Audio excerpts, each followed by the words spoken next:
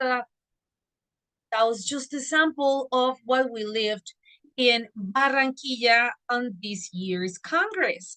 Remember that for the 2024, we have our Congress, we have our ASOCOPI conference, ASOCOPI en la Alta conference in Barranquilla, and it was amazing. We are very happy to be here with you. And just as we finish for just another minute, let me share with you some news about next year so you can start getting ready as well.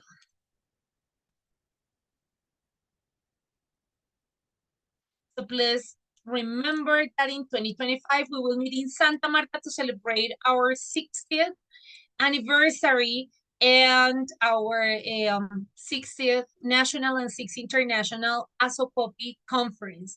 For this year, we are going to be, for next year, 2025, linguistic empowerment, celebrating our legacy and visioning our future.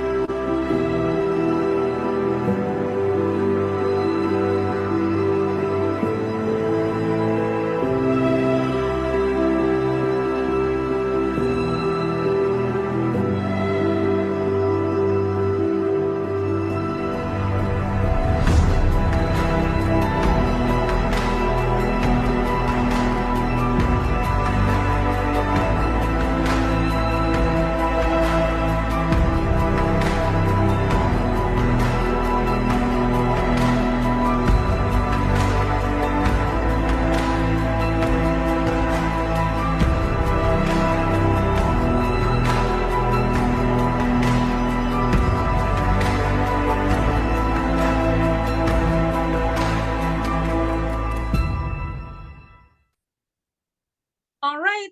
So remember that our conference on 2025 will be in Santa Marta. In 2024, it was in Barranquilla. It was an amazing moment for all of us to meet again and to share. And now we are about to start a new year. And with that new year come many changes. The most important is, remember, please, that our theme description and call for papers will soon be opened, probably January. So make sure to follow us in all our social media and on our webpage. If you don't know which is our social media, here it is. We are in Facebook, Instagram, X, and you can find all of them and all the information in our webpage, www.asocopy.org. Be updated, because in ASOCOPI we not only have our conference, believe it or not, during the entire year we have different events. We have a very wide academic agenda. We visit some universities, we have diploma courses, we have express courses, and we have also tailor-made courses. So make sure to visit our page, make sure to be in contact, to follow us in social media so you don't miss any detail. This is our last webinar for this year. And actually, this is my last webinar as a host. At the end of our session today, I will be introducing a new host for the ASOCOPI webinars, but I will be here. I'm sure that I will be here raising my hand and participating. And well, this is my last webinar, and this is the last webinar of this year. And I am really, really happy and proud to be here with you today.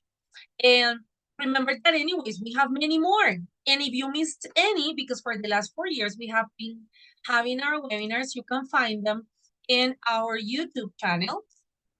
The link is in the chat in this moment. And in there, you're going to have a repository with over, I know we already have like 50, 60 webinars that we have had during the last years. We are very pleased to welcome all of you to this space that ASOCOPI has created as part of a series, which are held the last Wednesday of every month, with different relevant and updated topics that for sure contribute to the professional development of English teachers and ELT community in Colombia.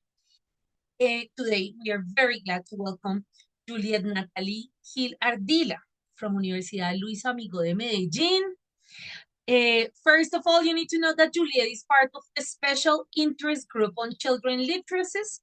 We have different SIGs in ASOCOPI. We call them SIGs. They are special interest groups on different areas, the children literacy, SIG is led by Claudia Uribe, who was also the president of ASOCOPI till this October, because our new president, who's in the room, is Mr. Jonathan Vasquez Guarniz. Talking about Juliet, with her webinar, Words Within Words, Exploring the Power of Children Literacy, let us tell you that Juliet, as you can see, is a professor who specialized in foreign languages, educational material design, and children's literature. She focuses on promoting a love for reading through reading aloud and storytelling in English classes, and develops innovative, engaging learning resources for prospective early childhood education teachers. Let me tell you, Juliet, that you have come to the right place, because we do in ASOCOPI love reading. We are like this kind of nerd gang who cannot live without a book, and we are all storytellers. So, Juliet, thank you very much for being here. Thank you and welcome also to the new board. We will introduce you after Juliet's webinar, because this is like her big moment, but we are going to be very glad. So because this is also going to be recorded in YouTube, we know that traffic, rain, and everything is so heavy that you are going to find this tomorrow in our YouTube channel for you to see and to get to know your new board of directors. This is the one in which we say goodbye after working so hard and so happily for the improvement of our community. Juliet, thank you for accepting this invitation. We are all so excited because, you know, we love reading and we love storytelling, and we are all so ready for you. So, Juliet, the floor is all yours. And at the end, I will take like 5 minutes so we can introduce very important people today. Okay, Adriana, thank you very much for that welcome, and thank you for all the participants that are here. I'm really excited to participate today in this webinar, and thank you for giving me the opportunity to be here. I'm going to share my screen with all of you.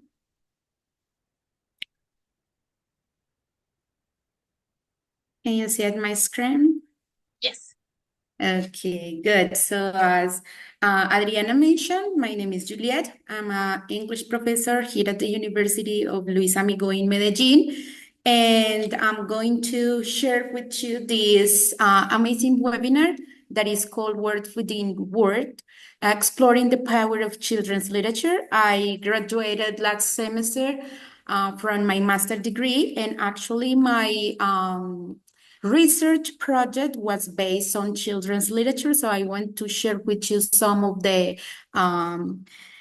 experience that I had with this topic. I hope you like it. I hope you can enjoy this webinar. I would like to begin this webinar with this amazing story that is called The Sad Avocado, that was created by one of my practicum students this semester. And I'm going to begin with this reading.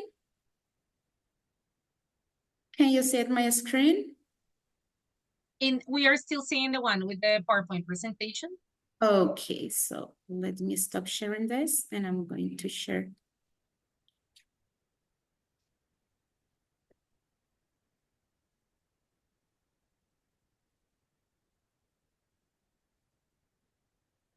Okay, and now can you see it? Yes. Okay, good. So the name of this beautiful story is called The Sad Avocado. As I mentioned before, this story was created by one of my practicum students called Ana Maria Rivera. I would like to share this story, and it says, "He is Tito, the avocado. He is going to the fruit school." "Hello," says Tito. "Who are you?" said the fruit gang. "I'm an avocado and I want to be your friend. You're not one of us. Bye." Next day at school, Tito felt sad as the fruit gang walked away. "I don't have friends." He sat alone, but soon a little strawberry came over. "Hi, I'm Sally. I think we can be friends." "Really?" "Of course. We are all different, and that makes us special." From that day on, Tito and Sally became best friends. teaching the fruit gang that it's okay to be unique. And that's the end of this beautiful story. Now I'm going to continue with the presentation. That's a very nice introduction. Okay, now I'm going to continue this presentation with a short definition about what children's literature is, that is specifically written for children. One of the main objectives of children's literature is to entertain, to teach, and also most of us, we're English teacher, and also it has at the purpose of develop language skills. Now, regarding the purpose of children's literature, it stimulates the imagination, it fosters a love for reading for our kids, but not only for the kids, because children's literature is not only for children, it can be also be used for teenagers and adults, and also it has moral lessons and develop the literacy skills. I'm going to mention some important characteristics that children's literature has, and we have to take into consideration. The first of these characteristics is that we have to consider simple and clear language when we are going to select or when we are going to create children's literature for our kids or our students. We have to consider the ages of the student, and we have to select the suitable words that we are going to use into this children's literature, because in that way, the kids can understand what the story is trying to say. Also, we have to use a lot of images. So the idea is to engage our kids with a lot of illustrations. Kids are very visual.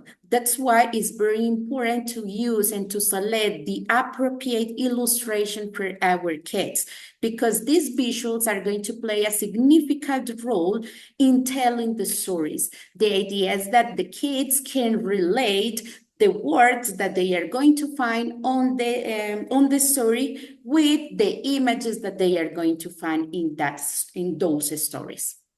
Also, really reliable characters. The idea is that the protagonists or the characters that we are going to find in these stories, the students or the kids can relate these characters with the ones that they know.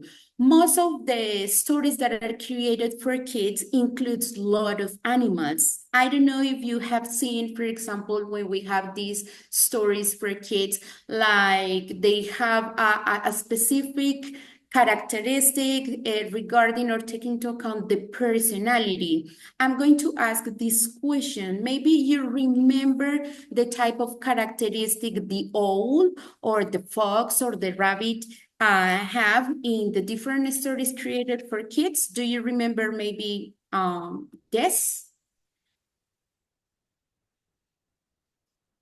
Do you remember any special For characteristics? example, the owl is considered wise, right?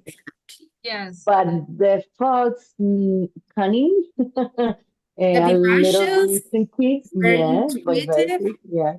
Or What a about trickster Very, too. very Wizard of Oz kind, no? Very Wizard of Oz. exactly, yes. And what about, for example, the rabbit? Characteristics about the rabbit that is very curious, right? Mm-hmm. Good. So the idea with Anxious. Naughty. so the idea with this type of stories that include these type of characters that are animals is that the kids can relate these type of personalities with the personalities that they have. In that way, they can make those connections. Now, one of the main characteristics that we have also with these type of stories is that it has a moral lesson. One of the main characteristics of fables, or the main characteristic that fable has, is that it has a moral. right? Always. So the idea is to try to incorporate these clear messages in which the kids can learn the values, helping children to have these ethical personalities and these ethical characteristics of respect, to be polite. So that the idea is to include these moral lessons into our children's literature. So that part is very important, is one of the main characteristics. Also, an important characteristic is to include or to have interactive lessons or interactive elements, like the repetition, the rhythm, and different interactive formats. I'm going to show you later on pop-up books. That is a type of children's literature that is very interesting because the images that we are going to find in these type of stories are very vivid, and that is very engaging for our kids, for our students. And the last part is that include fantasy and a lot of adventure. Most of our kids, depending on the ages, let's say that they younger, sometimes they don't know how to separate reality from what is not real.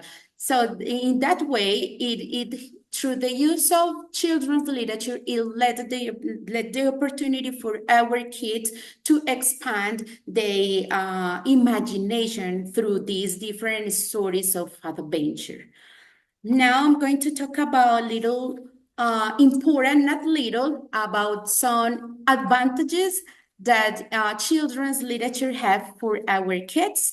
The first is cognitive development. As I mentioned before, most of us, we're English teachers, so it is also an opportunity for us to enhance and to develop these linguistic skills. We can use it for vocabulary, for word building, and also we can use it for comprehension. Also, it has the advantage of emotional growth, in which we can help our kids with different emotions they can have in a specific certain or a period of time. And it is going to be good also for deal with different complex feelings students or our kids can have in that specific period of time, maybe in which they are. Also, we can foster this cultural awareness in which we can introduce different culture, tradition, and perspective, but not only taking into account other different cultures, but also we can strengthen and show the importance of our own culture. Also, creativity and imagination. It can foster this creativity through the use of different images, through the use of different information that we are going to provide through the stories that we are going to share with our students. Also, through the use of storytelling, through the use of different illustrations. And this one, that is the last one that I have, that is family bonding. This part is very interesting because when we read with our students, it lets not only the teachers, but also the kids, the opportunity to strengthen those relationships.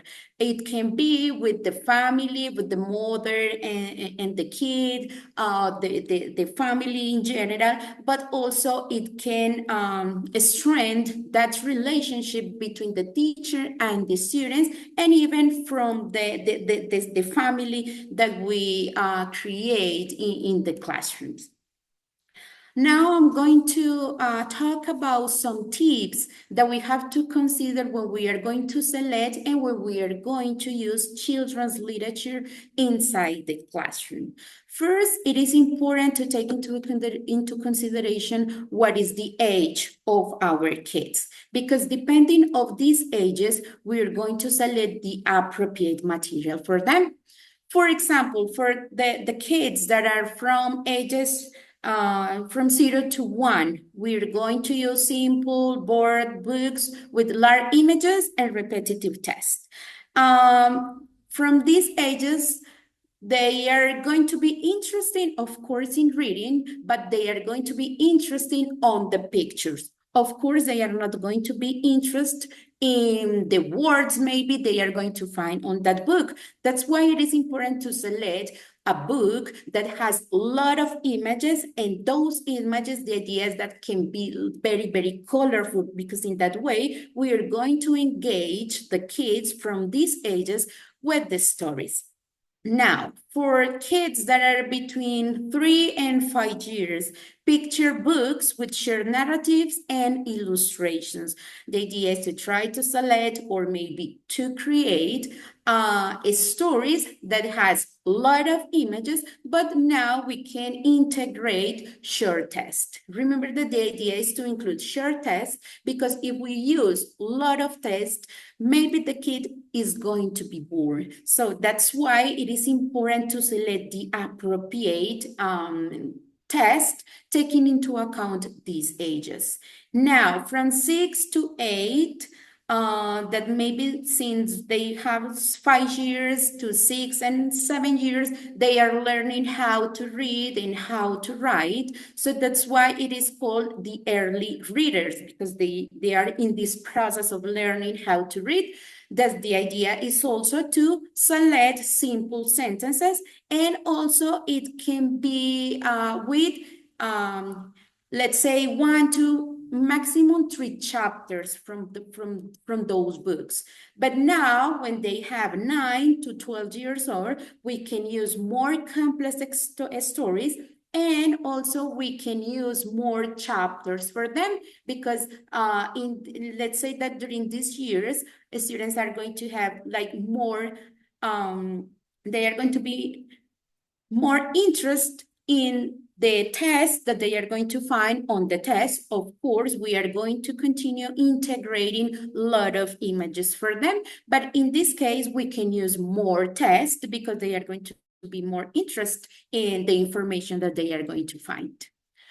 Also, we can select stories that has a lot of diversity. So the idea is to select books that can talk about different cultures. Even we can select the story that includes different languages, not only Spanish or English, but we can integrate the different language, because this is going to be the opportunity for our kids to explore and to have more experiences, taking into account the diversity that we can find around the world. Also, interactive reading, in this case, focusing more on the strategies that we can use when reading stories. We can ask questions, we can pointing out specific illustrations or specific, let's say, words or specific sentences that maybe sometimes can be difficult for our students or for our kids. So it is important, like pointing out the details that they can find in those stories. Also, we can ask them what is going to happen in the story next. In that way, they can imagine what is going to happen later in that specific story. So this part of interactive reading is more connected with the strategies that we can use when reading a story. Also, we can select and maybe create this children's literature with educational purposes. So we can use this literature to introduce different topics for kids. It can be, let's say, linguistic topics, but also it can be topics like friendship, responsibility, and many more. So children's literature become like the guide or the medium in order for the students to learn specific educational topics. And the other that I have here is reliability, that the idea is to choose those stories that reflect the children's experiences and interest. Remember that depending on the ages of the students, they are going to have some specific interest. So it is important to select these stories in which the kids and the students can feel connected, and also that maybe the experiences that they have had in the past, or they have, let's say, in the present, they can make those connections through the use of these stories. Now, I'm going to talk about a little bit about the theoretical perspective taking into account children's literature, and I'm going to begin with Piaget. Piaget with his theory of cognitive development. Remember that Piaget focuses on some stages, and the stages that he proposed on his theory of cognitive development mention that depending on the stage, it is going to be connected with the ages of the students, and depending on the stage, taking into account also the ages, they are going to have like the specific skills and abilities that they are going to, or they develop during those ages. That's why he mentioned that it is important to align these stages. For example, for the younger, he mentioned that it is very important to use concrete examples. But for older kids, it is important to have abstract ideas, because in that way they can make connections, but also they can be they can go beyond, not just to see the image, to watch the image, but also to have an interpretation about what we are trying to show them with the image or with the text. Continue with Vygotsky. He developed the social development theory, and he highlights the role of the social interaction when the kids and when the students are learning. And he mentioned that reading with adults and peers promote learning through conversational and guided reading. What it is important with this theory, taking into account the children's literature, is the role of the teacher or the role of the person that is reading, because he mentioned that it is very important to guide the reading through, let's say, different moments, but not let the kid to do it just by himself or herself, but always like the interaction with the teacher, with the person that is reading. Louise Rosenblank, she was an American teacher. Actually, she was a university teacher, and she developed, or she created, this theory that is read response. She mentioned this interesting theory that she called transactional relationship between the reader and the text. What she mentioned in this theory is something very interesting, because she said that it depends on the interpretation of the reader. So it is not just what I read, but is the connection and the interpretation that I'm going to make from that reading, because the person is going to interpret what is reading, or what the person or the reader is seeing in an image, but taking into account the experiences that person can have. So it is very interesting, because it is not just what I read, but it's the interpretation that I'm going to make, taking into account the experiences that I have.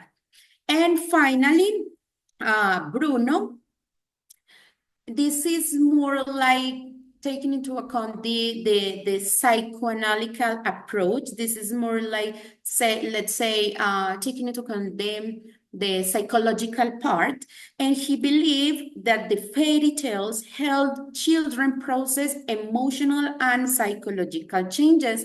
As you know, for these days, very important to consider the mental health of our students. So that's why I think that this approach is very interesting, because through the use of different children's literature, they are going to be like in this world of fantasy in which the students can connect the feelings, the emotions that they can have through the stories that we are going to present to them.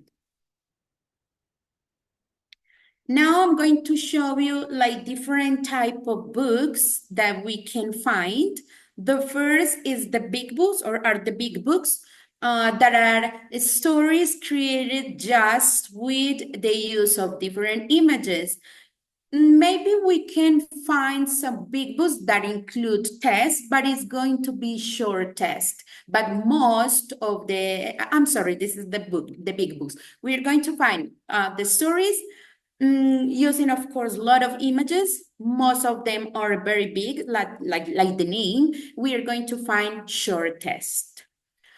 The one that I was mentioned before was the picture book, that are stories just created by using images. That is a sequence of different images in which those images are going to tell us a story. So this type of picture books are very interesting for the younger readers. The pop-up books, this is also very interesting for our kids because it has vivid images. This is also very interesting for them because it has a lot of images. It includes, of course, short text, but it's the type of images that we are going to find in this type of book, what is interesting for the kids. The short stories, we're going to include more text in this type of stories. We're going to find, let's say, more complex stories. This can be for, let's say, the older readers. They include, of course, the images, but it is focused most on the tests that we are going to find. Of course, they are very short, but this is not like more focused on the images like the previous ones. We have the fairy tales. Maybe some of you or most of you know some of these stories, like the Snow White, Cinderella, the Beauty and the Beast. So we can have these stories. Some of them are adapted, taking into account the ages, right? Some of them also even are created just by using images or images and text, or just, let's say, the complete text. So remember that we have to consider the ages of our kids in order for us to select the appropriate children's literature for them. In this case, the fairy tales. We have the pictograms. The pictograms are stories that we can find a shared text, and also we are going to include drawings or shared images in which we can integrate both at the same time. Okay, so now if you have any comment, if you have any question, I hope you like this presentation. Juliet, it is very interesting what you show us today, because we all know the power of a good story. Yeah, we have all been there, noticing how our students, it doesn't matter if they're in kindergarten, 5th grade, or 10th grade. When you read a story, the attention of your students is all on you. We have some experts in the room.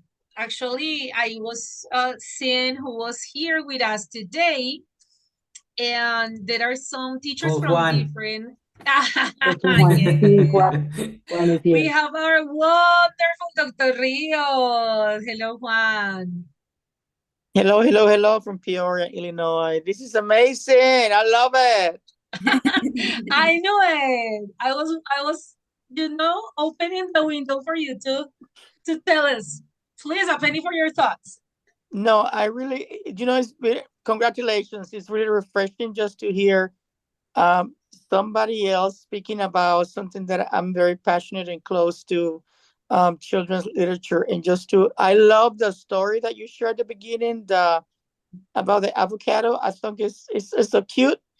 And something that I wanted to mention to you is like, how much do you encourage your students to use some local children's literature for them to access English as their new language? Okay, good. Thanks for the question. I have some practicum students, and one of the main objectives of these practicum courses is to create material. So I use this objective to promote and that they can create not just, let's say, physical material, but also that they can integrate the use of children's literature. And they have to consider, of course, as I mentioned, the ages and the characteristics of our students, right? Because this practicum is infancia. So the public, the population is children. So they have to consider like these elements. But I also like that they can create the material, the stories, right? Taking into account the ages, taking into account what are what is the population that they have in their schools. They can have an idea what are the interests students can have. So I like to promote the creation of this material, but I also like to promote the use of children's literature and that they can use and they can create and adapt the material, taking into account children's literature. Wonderful. Thank you. Thank you so much. And congratulations. Thank you very much. Mm-hmm. Julia, that is very important because we shouldn't only count on the materials that are provided by the ones that we are able to create and adapt. Yes. And a good story or recurring characters that our students already know are also a key for their imagination. Mm-hmm. I cannot tell you how many times I have adapted Alice in Wonderland, and for many different purposes, for talking about opposites, for talking about feelings, for talking about imagination. So we can also take these characters that are very familiar to them and turn them into something that we can use, like practicality and particularity in our classes. Mrs. Uribe, I interrupted you. I apologize. It's okay. I'm an interrupter. Don't worry. I was going to say that since I work with Juliet, we have, and she's going to be doing that next semester. We had opened a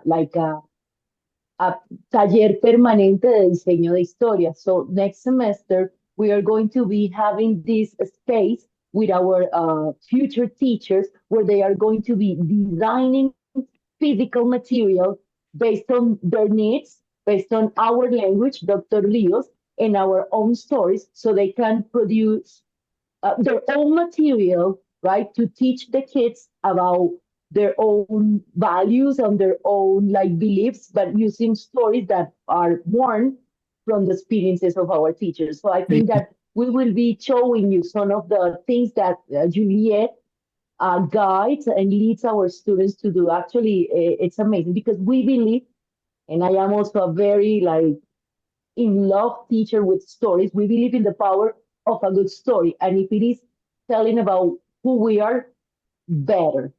Mm-hmm. Thank you very much, Claudia. Yes, I think that is important also to consider our culture. That's why I wanted to show this amazing story created by Anna, because it's talk about an avocado. And in some countries, there are no avocados.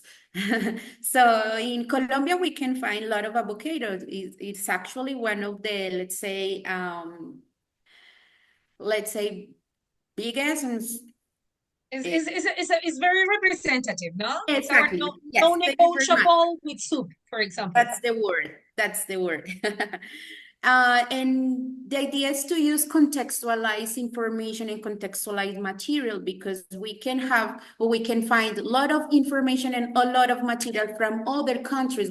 But what about if we begin creating this material, taking into account what is our culture, our traditions, our necessities. So that's why I wanted to read this story, because it is important to show what we have here, and that is also important, not just for us, but also for the rest of the world. Remember that, the power of a good story, people, because I have used it with my master's students. I have used it in the specialization programs. I have used it with adults and young learners and 10th graders. Everybody loves a good story. Yes. And it's so sad that many of our students grew up like reading because they had to, and they lost the privilege of enjoying it. So actually being a teacher who reads stories, being a storyteller, is promoting reading, you know, like that love, and probably inviting a student to go and discover by himself another one different from the one that you're getting. Yes. Juliet, thank you very much. Can I say something before Please. we finish? Just to brag about Colombian literature overseas. I have bilingual students in my pre-service teachers classes, and I use this book. I don't know if you're familiar with this book in Colombia. No. Biblioburro, yes. Yes, Biblioburro, yes. Beautiful story. I use it with my students, those who can read in Spanish, and we love it. So in Colombia, we have a boom in this moment. We have Amalia Lowe, Amalia, who produces very like transgressive stories. We have many publishing houses that are focused on stories that are based on Colombian characters and animals.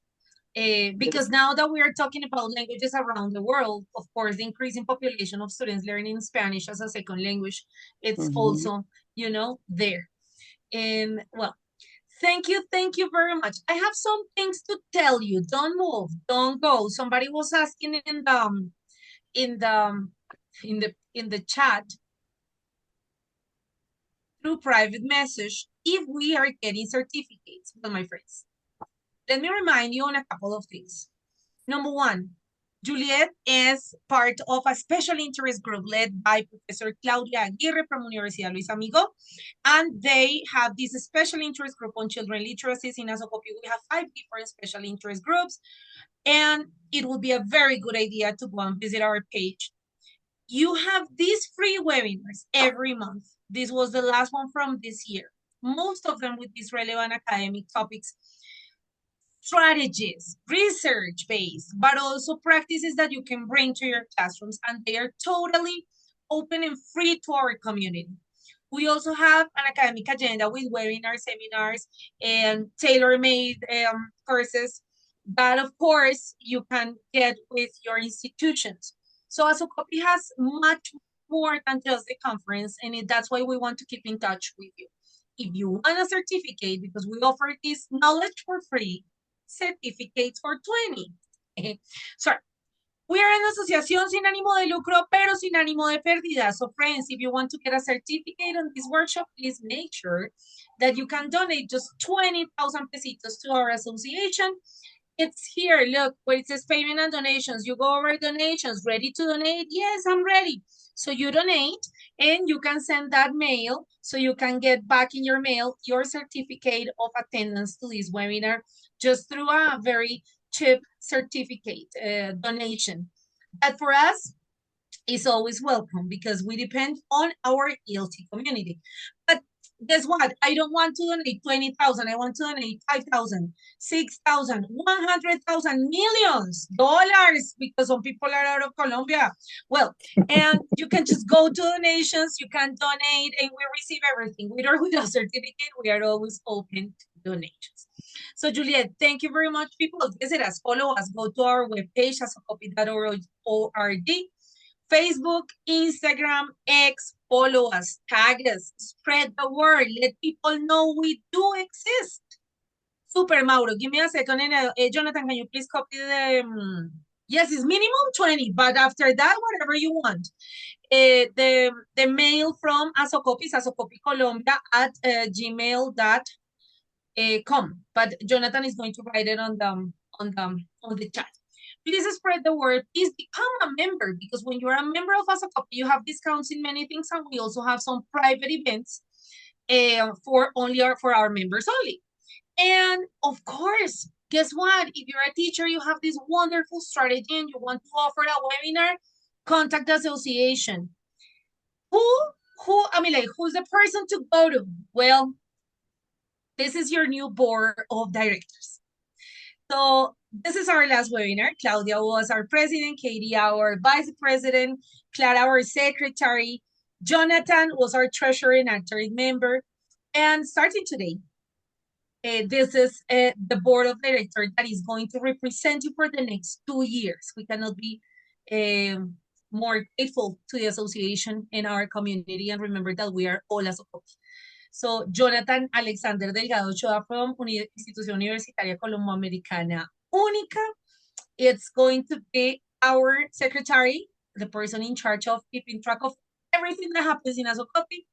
Andy Cardona from Universidad Católica Luis Amigo de Manizales is your new host in the webinars, and she's your new spoken person. She's speaking on behalf of all of our members. Jonathan Vázquez Guarnizo from Universidad Pedagógica y Tecnológica de Colombia. It's our new president of the board of directors of Asocopy. Lourdes Rey Pava from Universidad del Norte is our new treasurer from the association. And Felipe Mican Castiblanco from Universidad Javeriana de Bogotá is our new vice president. These are the people that are going to keep working in your behalf. Thank you. Thank you very much. Information about the certificates and everything. My fellow friends are writing all the information that you need to know on the chat. And with this, we finish. And friends, we'll see you in Santa Marta for our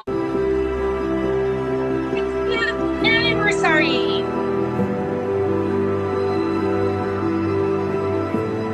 It was our pleasure to be with you during the last 4 years, and we'll see you around. So, members of the board, say hello.